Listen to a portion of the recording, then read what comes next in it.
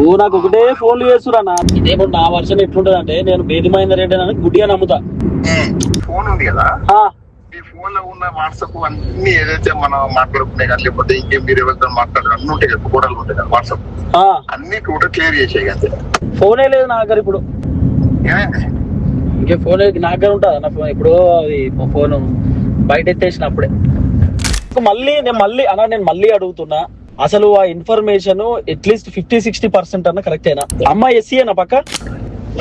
అయితే నేను నాకు తెలిసిన వాళ్ళతో మాట్లాడితే 100% ఫేక్ ఇది, అంటే కావాలనే చేసిన వార్త ఇది, అసలు మణికొండలో ఆఫీసే లేదు ఎవరికి అంటే.